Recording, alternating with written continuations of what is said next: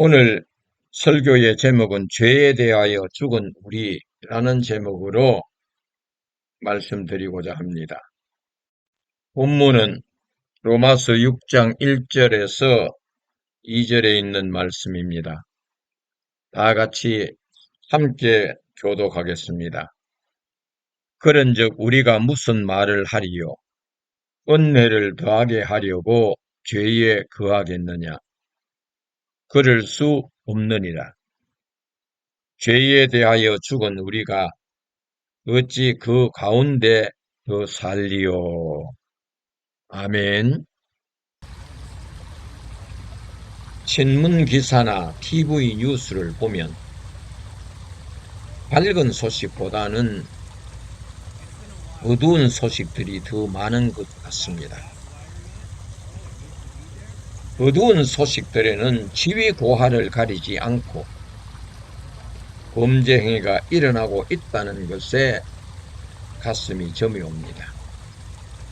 지방 한 은행에서는 고객이 맡긴 돈을 은행장이 자기 마음대로 가져가서 자기 집에 숨겨두었다고 합니다. 그것도 500억 원이나 횡령해 갔다고 합니다. 고양이에게 생선을 맡긴 경우가 되었습니다.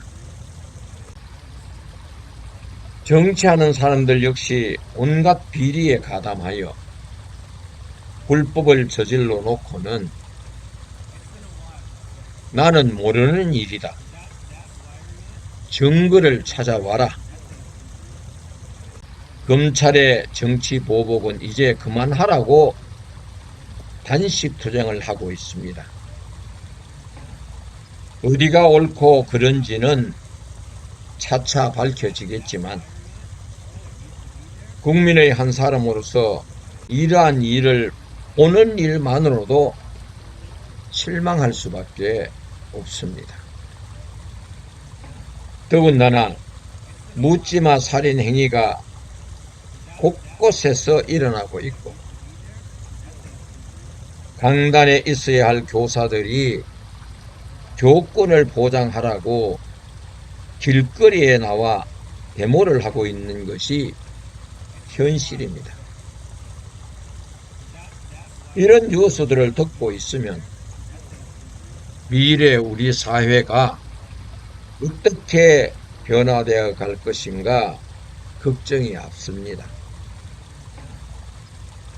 이런 행위들 밑바탕에는 죄가 숨겨져 있습니다. 죄는 법이 있기 전에는 죄를 죄로 여기지 않았습니다. 죄가 드러나기 시작한 것은 법이 생김으로 죄가 드러난 것입니다. 목사님들이 설교를 할 때 죄에 대해 철저히 회개를 하여야 한다고 선포를 하니까 마치 죄가 종교적인 용어가 아닌가 하는 사람들이 있습니다. 그렇지 않습니다. 기독교인이 아닐지라도 죄를 지으면 법의 심판을 받게 되어 있습니다. 그 이유는 모든 국민은 법 아래에서 평등하기 때문입니다. 국가에서 왜 죄에 대해 엄하게 다루느냐? 죄가 갖고 있는 특성 때문입니다. 죄는 부패하게 하고 타락하게 하고 파괴하는 독특한 힘을 가지고 있습니다. 이러한 것을 사전에 예방하기 위해 법은 강력하게 죄를 다스리고 있습니다. 한동훈 장관이 마약 사범과 도박을 엄단하겠다고 했습니다. 마약과는 전쟁을 치르겠다고까지 했습니다. 그 이유가 어디에 있다고 생각하십니까? 마약은 개인의 신체적, 정신적, 사회적으로 다양한 문제를 일으킬 수 있습니다. 중독이 되면 감정 조절이 안 될 뿐만 아니라 정신 건강에도 장애를 일으킵니다. 또한 마약을 오랜 기간 동안 사용하게 되면 생체 기능이 파괴되어 다양한 질병을 유발할 뿐만 아니라 가족과 사회적인 관계에서도 부정적인 영향을 미칠 수 있습니다. 그래서 마약 사범을 강력한 범죄로 다루는 것입니다. 요즘 마약과 도박에 연루되어 있는 사람들을 보면 의사, 변호사, 기업인, 대기업인 자녀, 젊은 학생들에게까지 다양한 계층에서 마약 사범이 나타나고 있습니다. 미래가 걱정입니다. 어떻든 죄는 법에 따라 강력하게 다루어져야 한다는 게 저의 견해입니다. 다음은 죄에 대한 기독교 입장을 말씀드리겠습니다. 바울은 로마서 5장 20절에서 죄가 더한 곳에 은혜가 더욱 넘쳤나니라고 했습니다.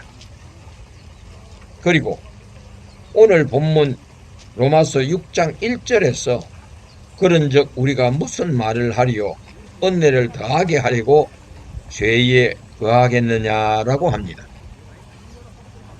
이 말은 죄가 더한 곳에 은혜가 넘친다고 하면서 은혜를 더하게 하려고 죄와 거하겠느냐 이렇게 질문한 것입니다. 이러한 질문에 아무렇지도 않게 생각하는 사람들이 있는데 이들은 반율법주의자들입니다. 한국에서는 주로 이단에 속해 있는 교주들이 이에 속합니다. 이름은 밝히지 않아도 여러분들이 다 아는 사람입니다. 특히 여자 문제로 감옥을 들락날락하는 사람이 있습니다. 누구이신지 다 짐작하실 것입니다. 전통 기독교의 입장은 오늘 본문 로마서 6장 2절에 있습니다.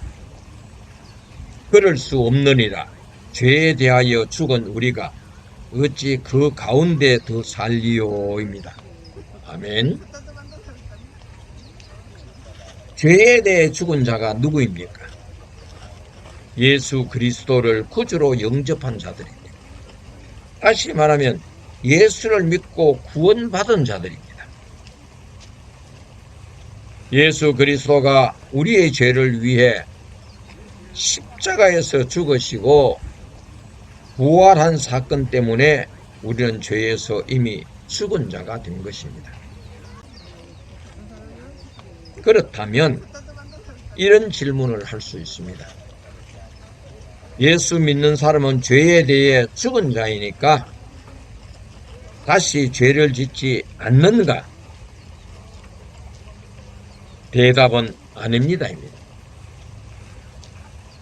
예를 들어 여기 구원받은 한 사람이 있습니다. 이 사람의 신분은 어떻습니까? 하나님의 자녀요 성도입니다. 그렇다면 이 사람은 죄를 짓지 않는 사람입니까? 아닙니다. 죄를 지을 수 있습니다. 사단의 속임수에 넘어가면 언제나 죄를 짓게 됩니다. 사람이 신이 아닌 이상 살아가면서 죄를 지을 가능성은 언제나 있습니다. 이것을 인정해야 합니다. 죄를 짓는 사람들은 잠시나마 사탄의 술수에 속아 넘어가서 사탄이 시키는 대로 행동하기 때문에 죄를 짓는 것입니다. 가롯 유다에게 사단이 들어가니까 예수님을 팔아버렸습니다. 베드로에게 사단이 들어가니까 예수님을 모른다고 3번이나 부인했습니다. 심지어 사단은 예수님께 찾아와서 시험까지 했습니다. 사람을 미혹하고 시험하는 존재가 사단이니까 사단의 술수에 속지 마시기를 바랍니다. 목회자인 저 역시 죄를 범할 수 있다는 것을 고백합니다. 그럼 죄를 지으면 어떻게 해야 하는가? 하나님께로 빨리 회개하며 돌아오는 것입니다. 이런 행동이 구원받은 성도들이 할 행동입니다.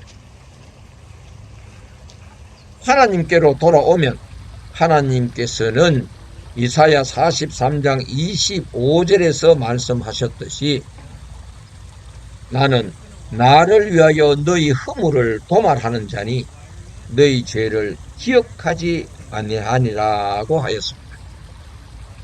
하나님께로 돌아와서 회개하면 허물을 도말해 주시겠다고 약속한 말씀입니다. 그리고 이사야 44장 22절에는 내가 너희 허물을 빽빽한 구름같이 너희 죄를 안개같이 없이 하였으니 너는 내게로 돌아오라 내가 너를 흡속하였음이라고 하였습니다.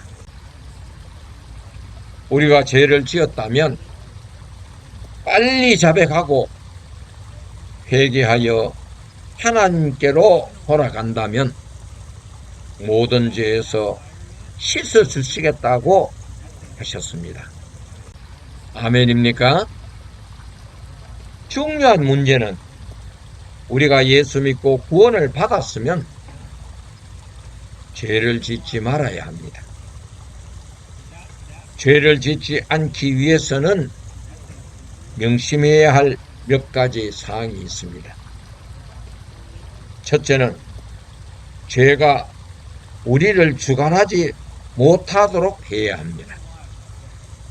로마서 6장 14절에서 기록했듯이 죄가 너희를 주장하지 못하리니 이는 너희가 법 아래 있지 아니하고 은혜 아래에 있음이라. 아멘. 다시 말하면 예수 믿는 사람들은 법 아래 있지 않고 은혜 아래 살고 있음을 날마다 고백하며 살아가라는 것입니다. 하루의 시작도 마침도 감사하며 살 수 있는 것은 하나님의 은혜 아래 살고 있기 때문입니다.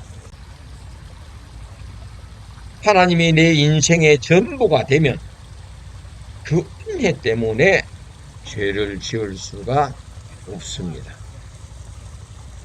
두 번째는 서로 사랑하며 살라는 것입니다. 갈라디아서 5장 13절에 보면 형제들아 너희가 자유를 위하여 부르심을 입었으나 그러나 그 자유로 육체의 기회를 삼지 말고 오직 사랑으로 서로 종노릇하라고 했습니다. 이 말씀은 죄의 종이었던 자가 예수 그리스도 십자가의 은혜로 자유함을 얻었다면 그 자유를 육체의 기회로 삼지 말고 사랑으로 서로 종노릇하라는 것입니다. 그 사랑의 바탕은 하나님께서 우리에게 베풀어 주시는 사랑입니다. 조건 없는 사랑입니다. 아가페 사랑으로 서로 종로로 하라는 것입니다. 세 번째는 성령으로 살아야 합니다. 로마서 8장 13절에서 14절에 보면 너희가 육신대로 살면 반드시 죽을 것이로되 영으로서 몸의 행실을 죽이면 살리니 무릇 하나님의 영으로 인도함을 받는 사람은 곧 하나님의 아들이라 했습니다. 성령으로 충만한 삶을 살아가게 되면 죄에서 자유할 수 있습니다. 성령으로 살기 위해서는 내 삶이 성경 말씀에 기초하고 있는가? 매사에 지금 내가 가는 길이 죄 아래 있지 않는가? 기도하면서 점검하며 살아가야 합니다. 그리스도 예수 안에서 살아간다는 것은 죄와 사망의 법에서 이미 해방되었습니다. 그렇다면 내 생활이 하나님의 의와 평강과 희락 안에서 날마다 살아가야 합니다. 아멘입니까? 여러분들의 가정이 늘 성령 안에서 행복하시기를 예수님의 이름으로 축원합니다. 아멘.